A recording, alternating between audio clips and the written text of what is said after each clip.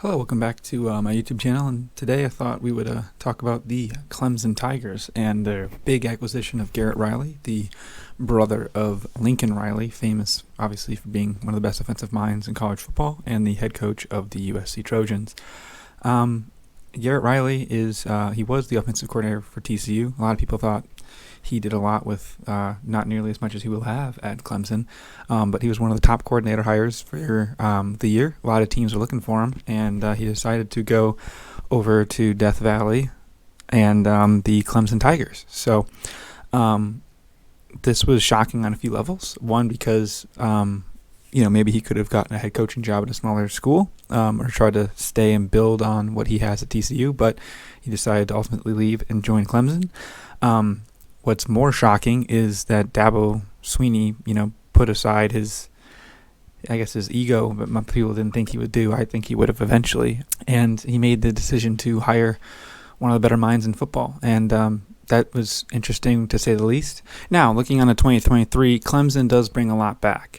Cade Klubnik, he finally starting over DJ. Mostly once they realized DJ wasn't as good as they liked, or really, I don't know if he's not that good. I think he'll do great in Corvallis next year at Oregon State. I just think that it was too much of a pass-heavy system. But that's kind of just how it was. Now, especially with what he was able to do with Cade Klubnik, or what he was able to do with Max Duggan over at TCU, I think Garrett Riley will have a great time with Cade Klubnik, especially with Will Shipley, one of the best running backs, who sneaky might be a Heisman guy. I don't think he'll win it. I think he'll definitely be in the discussion, though. As for receivers, Antonio Williams coming off of a great year. A lot of the numbers are underwhelming, especially when looking at other schools like Tennessee and other teams, like you have Marvin Harrison, all the top guys. But, he had 600 yards on 56 catches and 4 touchdowns. Joseph Ngata, he is a great kid. Had a really, really, really good bowl game. He was a senior. He might come back for a 5th year. I'm not positive. I haven't really looked into that. But he had 8 catches, 84 yards against Tennessee. One of the only guys on offense outside of Shipley that was really doing anything. But Clemson will be able to recruit. They'll get a good class in. They'll get some good portal guys, I'm sure, and maybe even get some guys from TCU to come over and stay up with Garrett. The sexy pick is Florida State. I think Dabo saw everyone talking about how Florida State's going to do this, Florida State's going to do that.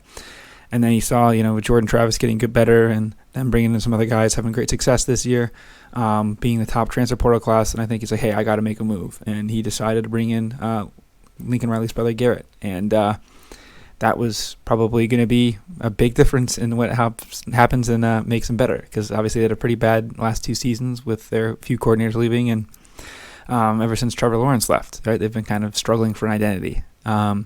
Struggling is funny to say with a team that went, what was it? I think they went like 9-4 technically, right? No, 11-3, even better. They went 11-3, and we're saying they're struggling. That would be great. I mean, because that's the funniest thing, right?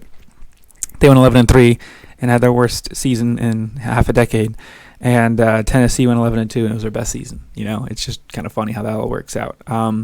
They're losing some up front with Brian Brees and Miles Murphy. Both probably going in the top 10 of the draft. I think they're probably, I'd say, 2 of the top 4 players, along with Jalen Carter and Tyree Wilson. As for their schedule next season, they start off with the Charleston Southern Buccaneers. Obviously, easy win. Florida Atlantic as well. Then they do take on Notre Dame. This will be at home, so they should be favored at the end of the year. So this is November 4th. The dates are still up in the air, but the opponents are there. And they have at South Carolina. I'm sure they'll be hyped up for that game. That'll be a tough game. Notre Dame will be a sneaky tough game, but at home they should be able to get the job done. They do get at Florida State at home this year, which is a good one. Syracuse can maybe be a little pesky. They've been a bookie team kind of in the past. North Carolina, they have at home, and at Florida. So really at Florida is kind of the only game they have on the road of any team that really should be threatening with them.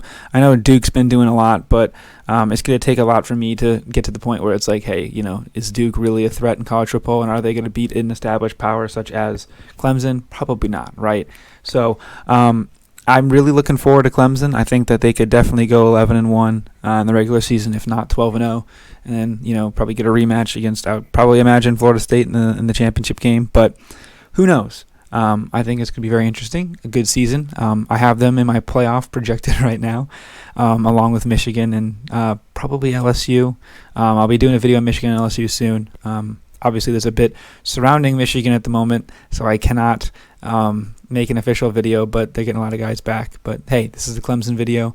I think Clemson really is in a good spot to kind of get back on top and make their first college football playoff appearance in a few years. But it's a weaker ACC, but as we know, Clemson gets a lot of love, especially with an out-of-conference game like Notre Dame. That'll probably hold some value. I mean, Notre Dame wasn't very good this year, and it was one of the main reasons people think that Ohio State was able to sneak back into the playoff. So that's all I have for this video.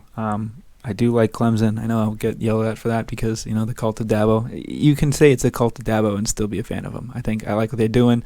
Will Shepard's high on my Heisman list, him and Cade Klubnik. But watch out for the Tigers. They're back, and they're gonna let you know what's up. So, the media darling all year is going to be Florida State, and it's going to give the ability for Dabo to push that nasty agenda that no one believes him. He's been doing the last few years, kind of like Kirby Smart did this year. He'll have some legit material this year to go off of because everyone's already crowning Florida State the ACC champion and into the playoff, and Jordan Travis the Heisman favorite and all that.